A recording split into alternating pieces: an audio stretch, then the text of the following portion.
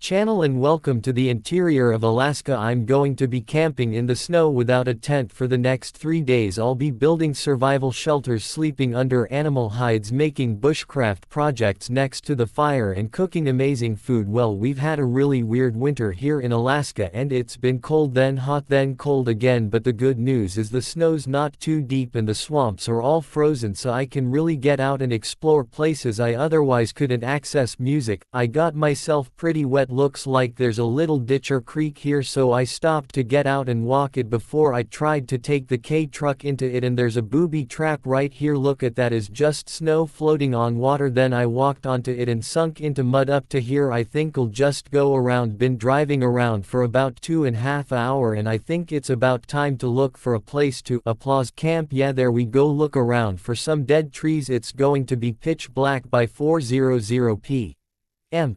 Today. I have about an hour and a half before sunset, and it's really hard to find dead trees in the dark. Music, there's an invasive beetle called the Japanese spruce bark beetle. It's wiping out a lot of the spruce trees in this area, so a lot of the trees are sick or dead in the summertime. This place is a massive forest fire hazard, so burning up the dead trees in the winter time can actually be a real good thing. Seems like a lot of wood, but it's not if you want to keep warm for 18 hours of darkness plus have a shelter. It takes a lot. Sun setting. I got to bust out my lights. I use these bicycle lights that have a GoPro mount. I got this on a trip to Kyoto when Tommy was just little. Music, got to get a fire going and dry my pants off. It's not a big deal while I'm moving around, but once I stop to eat dinner it's going to get real cold. Always got to make sure to put your flint and steel away. So easy to get focused on the fire and then drop it in the snow and lose it. Everything's covered in snow, everything's covered in ice and snow, so I put the firewood around the fire until it starts to catch, then I put it out and stack it up next to the fire. Music, I don't have enough limbs to cover it all the way to the top, but that'll make a good windbreak. All this wood covered in ice and snow, we're going to prop it up against the heat reflector and dry it out. Oh, just looked at my clock and it's 7:30, so just about 5 hours to cut down all these trees and build this shelter. Pretty proud of that. It's a lot of wood I cut. Shelter is obviously not as good as it could be, but it's good as it's going to be. Tonight hang up my clothes and let them dry. Gloves or wet, boots or wet. These logs are frozen and covered in ice, makes them really cold, and it's going to get me wet, so we got to dry them. There you go. I brought some caribou hides to sleep on. I'm getting old. I need padding. Brought along a buffalo hide too as a blanket. Tired, need to get some dinner made. Tell you what, I really like these heat reflectors. When you build a wall behind your fire, it absorbs the heat of the fire and then reflects it back towards you, but more importantly it acts as a windbreak and keeps the wind from blowing the smoke in your face. It's really nice. All right, for dinner I've got moose fajitas. I prepped up all the meat and seasonings and vegetables and everything in this little package and froze it. Now I'm just going to put it in a pot of boiling water to heat it back up. Not a bad meal when you don't have time to do fancy stuff. Got a moose vidao with a little bit of guacamole. Oh, I'm hungry. It's about 9:00 p.m.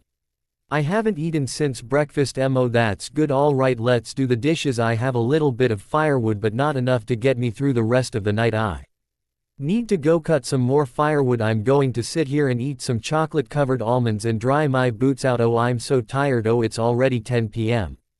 I got to get to bed here soon. Oh, if I go to bed with wet socks my feet are going to be so cold, and if I don't dry my boots out they'll freeze in the morning and I won't be able to get them on cause they'll just be like as solid as a rock. Now I've got to go and dry out my boots, dry out my pants, dry out my socks at that steam coming off there. Alright, it's time to cuddle up with my buffalo hide, go to sleep. Probably have to stoke the fire every 3-4 hours, but that's pretty normal. Alright guys, I'll see you in the morning. Hey, good morning. Oh, this fire's been keeping this place really warm. Keep forgetting how cold it is, and then the fire will die down. I'll be like, dang, it's really cold out. Long as the fire is roaring, this place holds the heat pretty well. Alright, I think it's time to get up, try to make some breakfast. Music, going to rub some butter on this warm tortilla and put cinnamon sugar on it. That's good. If you ever had cinnamon toast or a soap, I kind of tastes like that. Got some steel cut Irish oatmeal here. This the good stuff. stuff little butter, brown sugar and raisins. It's about 9:30 in the morning and you can start to see a little bit of light out. Sun's going to rise in about 45 minutes. Oh well, that was good. I got to do the dishes now. It's about 10 o'clock and looks like the sun's up. Need to get to work here. Alright, eat music. Right, this thatching only does a marginal job of keeping the wind out, but once you get a little bit of snow on top of it, then it's absolutely airtight. The trick is that you got to make it